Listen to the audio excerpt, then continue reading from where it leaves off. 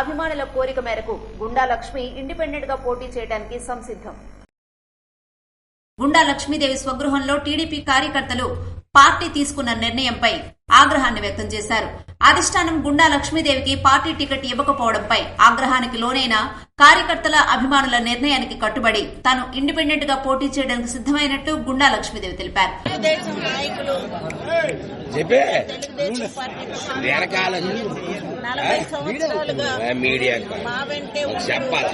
మమ్మల్ని ముందుకు నడిపిస్తున్నందుకు ప్రతి ఒక్కరికి పేరు పేరున నా పాదాభివందనాలు తెలియజేసుకుంటున్నాను. ఏ రోజు మమ్మల్ని వదలకుండా ఉన్న మీ మాటని నేను ఈరోజు గౌరవించుకుంటున్నాను.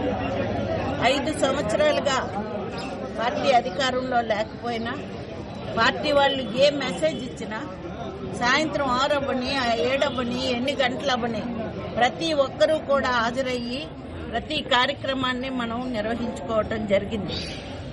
ఆ విధంగా ఈ 5 సంవత్సరాలు మీరు నేను పిలవగానే రావడం, మీరందరూ కూడా ఎంతో జాగ్రత్తగా తెలుగుదేశం పార్టీని ముందుకు తీసుకువెళ్ళడానికి నడిపించారు. పార్టీలో పెద్దలు ఎందుకు నిర్ణయించారో తెలీదు, కొత్త వ్యక్తి పేరు నిర్ణయించడం జరిగింది. అయితే ఇప్పుడు 80% కార్యకర్తలు నీకు కుటుంబ సభ్యులు లాంటి తెలుగుదేశం పార్టీ కార్యకర్తలందరూ కూడా మా వెంటున్నారు. వారందరూ ఒకటే కోరుకుంటున్నారు, ఇండిపెండెంట్ గా చేస్తే మనం గెలుస్తామని. గెలుపు ఓటములు పక్కన పెట్టిన కార్యకర్తల మనోభావాల మేరకు వాళ్ళు ఏం చెప్తే అదే చేస్తారు. ఇంతకాలంగా తనను అభిమానించి తన రాజకీయ జీవిత చరిత్రలో తనకు సహకరించిన కార్యకర్తలకు, అభిమానులకు ఆమె పేరు పేరున ధన్యవాదాలు తెలిపారు. సారవకోట మండలంలో ఎన్నికల ప్రచారం నిర్వహించిన భగ్గు రమణమూర్తి. ఆదివారం ఎన్నికల ప్రచారంలో భాగంగా సారవకోట మండలం అంగూరు అడ్డపనస గ్రామంలో గడప గడపకు సూపర్ 6 పథకాలు వివరిస్తూ కరపత్రాలు పంచుతూ ఉమ్మడి టీడీపీ అభ్యర్థి భగ్గు రమణమూర్తి ప్రచారాన్ని నిర్వహించారు. ముందుగా ఆయన శ్రీ సీతారామస్వామి ఆలయం మరియు ఆంజనేయ స్వామి ఆలయాల్లో ప్రత్యేక పూజలు నిర్వహించిన అనంతరం వీధుల్లో పర్యటిస్తూ సూపర్ 6 పథకాలు ప్రజలకు వివరించారు.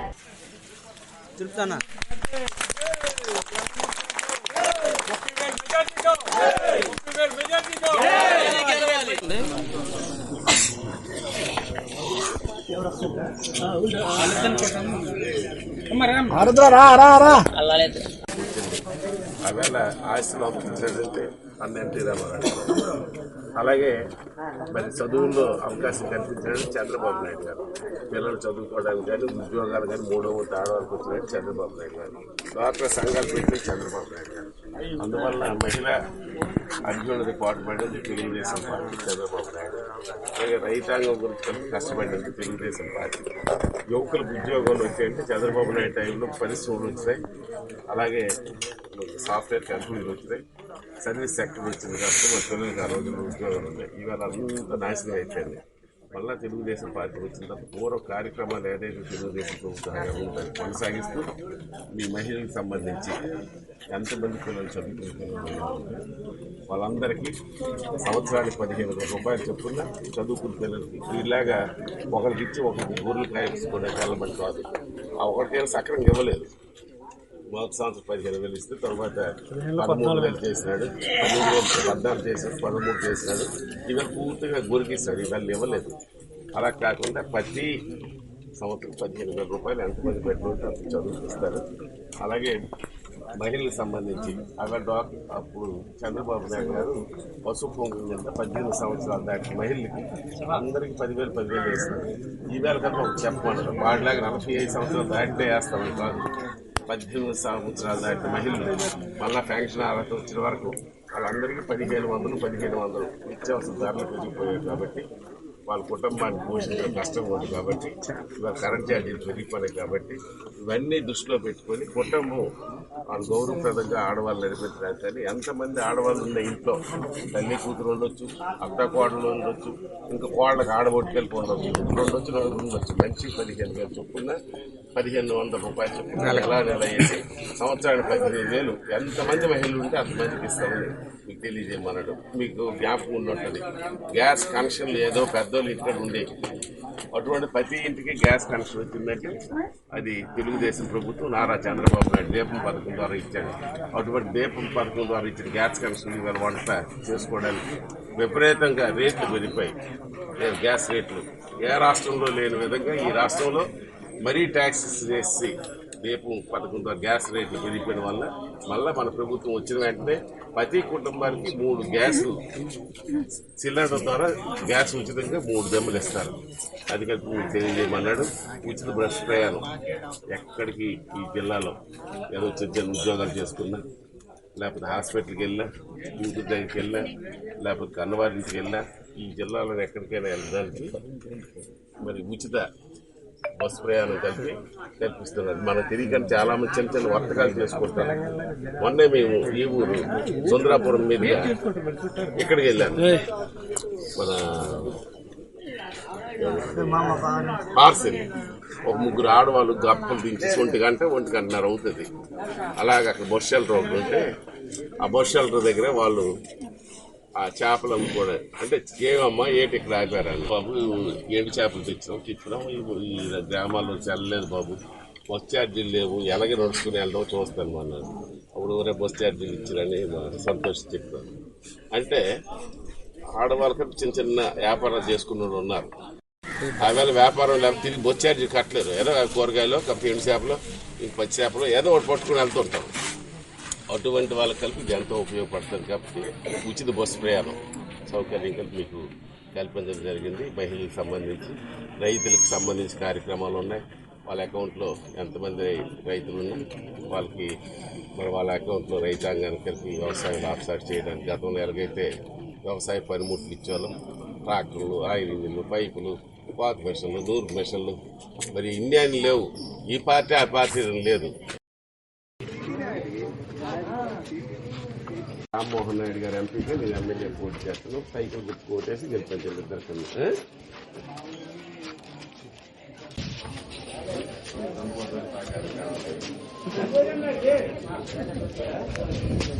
బాబా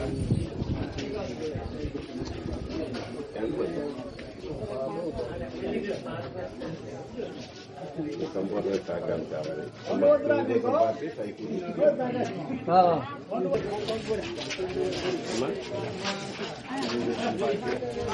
రామ్మోహన్ నాయుడు గారు ఎంపీగా నేను ఎమ్మెల్యేగా పోటీ చేస్తాను. ఇద్దరు సైకిల్ గుర్తుకోవాలి.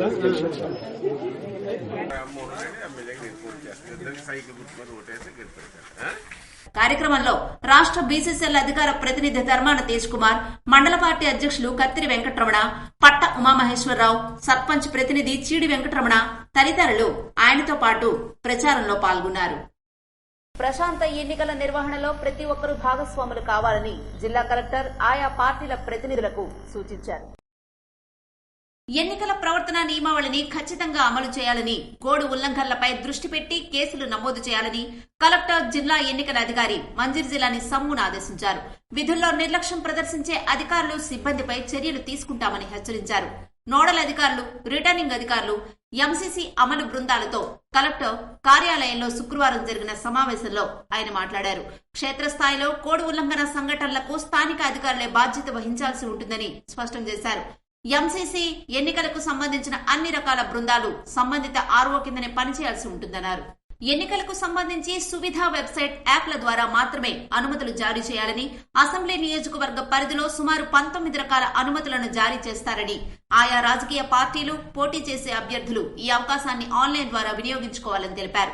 ఎన్నికల సభలు, సమావేశాలు, ర్యాలీలు, ప్రదర్శనలు, ప్రచారం, వాహనాలు తదితర అన్నింటికీ అనుమతులు తప్పక అవసరమని, దరఖాస్తు చేసిన వెంటనే వీలైనంత త్వరగా అనుమతులు జారీ చేయాలని ఆదేశించారు.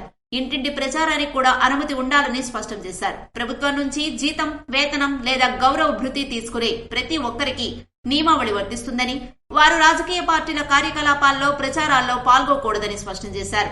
ఎన్నికల సిబ్బందికి అవసరమైన రవాణా వాహనాలను సమకూర్చడంలో జాప్యం చేయరాదని జిల్లా రవాణా శాఖ అధికారిని ఆదేశించారు. ఎన్నికల ప్రక్రియకు సంబంధించిన అన్ని నివేదికలు 4 రోజుల్లో పూర్తి స్థాయిలో అందజేయాలని, పోస్టల్ బ్యాలెట్ విధానంపై ఉద్యోగులందరికీ సూచనలు ఇవ్వాలన్నారు.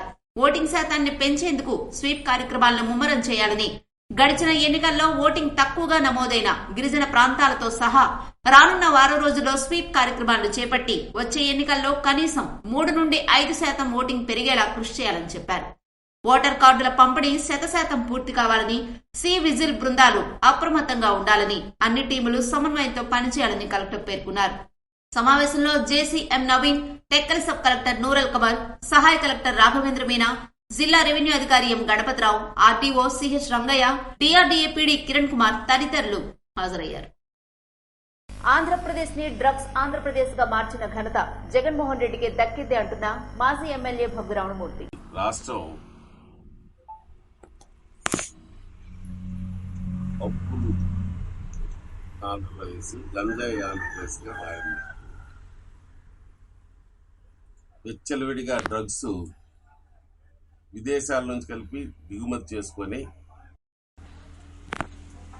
డ్రగ్స్ వాడుకొని ప్రజల ప్రాణాలతో, ముఖ్యంగా యువకుల తాలూకు ప్రాణాలతో చెలగాటమాడుతుంది ఈ ప్రభుత్వం. ఈవేళ మొన్న బ్రెజిల్ నుంచి ఏదైతే మారక ద్రవ్యాలు వచ్చినాయో దాంట్లో పూర్ణచంద్రరావు అనే అతను వైసీపీ తాలూగా నాయకుడు ఈ రాష్ట్రాన్ని పూర్తి సర్వనాశనం చేసి మత్తులో యువతని నింపి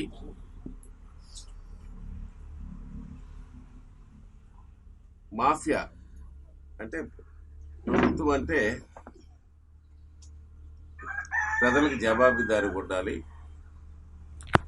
ప్రజల సంక్షేమాన్ని చూడాలి, అభివృద్ధిని చూడాలి. కానీ ఈ రాష్ట్రంలో అటువంటి పరిస్థితి లేదు. ప్రాణాలకు రక్షణ లేదు. మద్య నిషేధం అన్నాడు, విపరీతమైన రేట్లు పెట్టి కల్తీ మద్యాన్ని ఇవాళ ప్రజలతో తాగిస్తున్నాడు. ఇవాళ మద్యమే కాకుండా మద్యంలో మత్తును కల్పించడానికి ఇవాళ ఇటువంటి మారక ద్రవ్యాలు తెచ్చి ఈ మారక ద్రవ్యాలుతో ఇవాళ జనాల్ని మత్తులోకి మార్చి ఉన్మాదులుగా మార్చే పరిస్థితి ఈ రాష్ట్రంలో దాపురించింది. ఎక్కడ గంజాయి, ఎక్కడ మత్తు పదార్థాలు ఎక్కడ దొరికినా దాని మూలాలు ఆంధ్రప్రదేశ్ నుంచే దొరుకుతున్నాయి. ఇవాళ పోర్ట్లో సిబిఐ వాళ్ళు వెంటనే రైడ్ చేసి పట్టుకుంటే లోకల్ పోలీసు హడావుడి ఎక్కువైంది. అంటే అది ఆ కేసును పక్కదోవ పట్టించడానికి లోకల్ పోలీసు హడావుడి ప్రారంభించింది. ఇవాళ ఈ ఏదైతే మందు వాడుతున్నారో ఆ డ్రగ్స్ ను కలిపి దాంట్లో మిక్స్ చేసి జనాలకి ఆ మత్తులో మోర్చడానికి అకౌంటబిలిటీ లేదు. ఇవాళ మద్యం ఉంది, ఆ మద్యంకి ఆన్లైన్ పేమెంట్ లేదు, గూగుల్ పేమెంట్ లేదు, ఒక రిసీట్ లేదు. అంటే మద్యం బాటిల్స్ తయారవడం వాళ్ళ తాలూగా కంపెనీలోనే అమ్మడం, ప్రభుత్వ షాపులని వాళ్ళ తాలూగా మనుషులు పెట్టి అమ్మడం. అన్అకౌంటబిలిటీ అంటే ఎంత మద్యం తయారవుతుంది, ఎంత అమ్ముతున్నారు దానికి లేదు. ఆ మద్యం కలిపి ఇటువంటి మత్తు పదార్థాలను కలిపి మద్యం తయారు చేయడానికి పెద్ద ర్యాకెట్ ఇది. అంటే విశాఖపట్నం పరిపాలన రాజధాని అనడానికి కలిపి మూల కారణం ఇక్కడ పోర్టు ఉంది, విలువైన భూములు ఉన్నాయి. ఇటువంటివి మానవ ద్రవ్యాలు కలిపి మరి దిగుమతి చేసుకొని ప్రజల్లో, యువకుల్లో ఒక మత్తులో ముంచడానికి ఇది పెద్ద కుట్ర. వేల కోట్ల రూపాయలు ఎలాగ దోసుకోవడం, ఎలాగ సంపాదించుకోవడం, ప్రజల మధ్య మళ్ళా అది ఖర్చు పెట్టి ఎలాగ అధికారం చేపట్టాలనే ఒక ఏకైక ధ్యేయంతో ఈ ముఖ్యమంత్రి జగన్మోహన్ రెడ్డి పనిచేస్తున్నాడు. సినిమాల్లో చూస్తాం విలన్స్, ఆ పాత్రలు అతనికి కరెక్ట్గా సూట్ అవుతుంది. ఆ పెబ్బి గేమ్ చూడడం కానీ, లేకపోతే అతను పర్దాలు వేసుకొని ప్రజల మధ్యకి వెళ్ళడం కానీ, అంటే అతనికి సెక్యూరిటీ లేదు, అతనికి అతని మీద అతనికే నమ్మకం లేదు. పరిపాలన అంటే చేతకానితనం, పూర్తిగా ప్రభుత్వ ఆస్తులు ఇలా తాకట్టు పెట్టిస్తున్నాడు. ప్రజల ఆస్తులు కలిపి తాకట్టు పెట్టడానికి సిద్ధంగా ఉన్నాడు. ఆఖరికి ప్రభుత్వాన్ని దివాలా తీసి ఇతని వరకు మట్టుగా ఇతని అనుయాయులు ఇతను కోట్లాది రూపాయలు, వేల కోట్లు, లక్షల కోట్లు సంపాదించడానికి ఒక పిచ్చిలో ఇవాళ ఈ ప్రభుత్వ అధినేత జగన్మోహన్ రెడ్డి ఎండ్కో ఆ టీం పనిచేస్తుంది. మరి బ్రెజిల్ ప్రధానిగా, బ్రెజిల్ అధ్యక్షుడిగా ఎన్నికయ్యి రిజల్ట్ వచ్చిన వెంటనే మరి వాళ్ళకి గ్రీట్ చేసిన వాడిలో సాయి రెడ్డి మొదటి. అంటే ఆ లింక్స్ ఉన్నాయన్నమాట. బ్రెజిల్ తోటి లింక్ ఉంది కాబట్టి వెంటనే బ్రెజిల్ ప్రధాన అధ్యక్షుడు అక్కడ వారికి కలిపి ఆ మాట్లాడాడంటే, గ్రీట్ చేశాడంటే ఆ లింకులు ఉన్నాయి వాళ్ళకి. అలాగే ఈ ఎవరైతే పూర్ణచంద్రరావు అండ్ వాళ్ళ అన్నయ్య కలిపి అక్కడ వైసీపీ లీడరు ఆ మండలంలో, మరి వాళ్ళకి సంబంధాలు ఉన్నాయి. గతంలో దొరికిన డ్రగ్స్కి వాళ్ళకి సంబంధాలు ఉన్నాయి. దీని మీద సిబిఐ క్షుణ్ణంగా, కారణం అంటే ఎటువంటి ఒత్తిడిలు నొక్కకుండా సిబిఐ ఎంక్వైరీ చేసి దీనికి కారకులైన ఈ జగన్మోహన్ రెడ్డి ఎండుకో మీద చర్యలు తీసుకోవాలని మేము డిమాండ్ చేస్తున్నాం. ఎన్నికల కోడ్ అంటే ఏమిటి, ఏం చెయ్యొచ్చు, ఏం చేయకూడదు, మరీ ముఖ్యంగా అధికార పార్టీకి వర్తించే రూల్స్ ఏమిటి ఇప్పుడు తెలుసుకుందాం. కేంద్రంలో లేదా ఎన్నికలు జరుగుతున్న రాష్ట్రంలో అధికారంలో ఉన్న రాజకీయ పార్టీ అధికారాన్ని ఎట్టి పరిస్థితుల్లో వినియోగించకూడదు. మంత్రులు తమ అధికార పర్యటనలో ఎన్నికల ప్రచారం చేయకూడదు. ప్రచారంలో అధికారులను భాగస్వాముల్ని చేయకూడదు. ప్రచారానికి అధికార వాహనాలు వాడరాదు. న్యూస్ పేపర్లో గాని ఇతర మీడియా సంస్థల్లో ఓటర్లను ప్రభావితం చేసేలా తమ ప్రభుత్వం అది సాధించింది, ఇది సాధించింది అని విజయాలను ప్రభుత్వ సొమ్ముతో ప్రకటనలు మాత్రం ఇవ్వకూడదు. మంత్రులు, ఇతర అధికారులు కొత్తగా ఎలాంటి నిధులను మంజూరు చేయకూడదు. కొత్త పథకాలకు, ప్రాజెక్టులకు శంకుస్థాపనలు చేయకూడదు. రాజకీయ పార్టీ లేదా పోటీ చేయుచున్న అభ్యర్థి కులం, మతం, భాష, ప్రాంతీయ విద్వేషాలు రెచ్చగొట్టేలా కామెంట్స్ అస్సలు చేయకూడదు. చర్చిలు, మసీదులు, దేవాలయాల్లో ప్రచారానికి అసలు వెళ్లకూడదు. ఓటు వెయ్యమని అడగడానికి కులమతాల్ని ఆధారాలుగా చేసుకోకూడదు. ఓటర్లకు డబ్బు ఎరగా వేయడం, బెదిరించడం, పోలీస్ స్టేషన్ కి 100 మీటర్ల పరిధిలో ప్రచారాలు చేయడం అనేది నిర్వహించకూడదు. పోలింగుకు 48 గంటల ముందే ప్రచారాల్ని నిలిపివేయాలి. ఓటు వేయటానికి ఓటర్ని తరలించడం, వాళ్లకి ప్రత్యేకంగా బస్సు, కార్లు లాంటి వాహనాలు ఏర్పాటు చేయడం చేయకూడదు. వాళ్లకి డబ్బులు ఇచ్చి ఓటింగ్ కేంద్రానికి తీసుకురావడం లాంటివి చేయకూడదు. అనుమతి లేకుండా ఎవరైనా ఇంటి గోడలపైన, ప్రైవేటు స్థలాల్లోనూ ఫ్లెక్సీలు గాని, స్లోగన్స్ గాని, పోస్టర్స్ గాని అతికించరాదు. మీటింగ్ ని ఎలా నిర్వహించాలి? ఏ పార్టీ ఎక్కడ మీటింగ్ నిర్వహించాలనుకున్నా ముందుగానే పోలీసు అనుమతి తీసుకోవాలి. మరీ ముఖ్యంగా లౌడ్ స్పీకర్లు, ఇతర సౌకర్యాలు ముందస్తు అనుమతి తీసుకోవాలి. ఎవరైనా తమ పార్టీ మీటింగులకి ఇబ్బంది కలిగిస్తే అక్కడే ఉన్న పోలీసులకి ఫిర్యాదు చేయాలి తప్ప మీరు సొంతంగా ఘర్షణ వాతావరణం సృష్టించకూడదు. అలాగే సృష్టిస్తే దానికి బాధ్యత వారే తీసుకోవాల్సి ఉంటుంది. తాము ఎక్కడ ఏ మార్గంలో ఎలా ర్యాలీ నిర్వహించాలనుకుంటున్నారో, ఆ ర్యాలీని ఎక్కడ వరకు కొనసాగించాలనుకుంటున్నారో, ఎక్కడ ముగించాలనుకుంటున్నారో రూట్ మ్యాప్ ని ముందుగానే అధికారులకు ఇచ్చి అనుమతి తీసుకోవాల్సి ఉంటుంది. దానిలో ఎలాంటి మార్పులు కూడా చేయకూడదు. ఎందుకంటే వేరే పార్టీ వేరే మార్గంలో ర్యాలీ నిర్వహిస్తారు కాబట్టి ఇరు పార్టీలు ఎదురు పడకుండా ఉండేందుకు జాగ్రత్తలు తీసుకోవాలి. సామాన్య ప్రజానీకానికి ఎటువంటి ఇబ్బంది లేకుండా, ట్రాఫిక్ కి ఎటువంటి అంతరాయం కలగకుండా జాగ్రత్తలు తీసుకోవాలి. ర్యాలీ నిర్వహించే ముందు రోజు ఎన్నికల అధికారుల నుంచి పర్మిషన్ లెటర్ తీసుకోవాలి. ఇవి ఈనాటి ఎలక్షన్ స్పెషల్ బులెటిన్ విశేషాలు. మరిన్ని బులెటిన్స్ తో మళ్ళీ కలుద్దాం.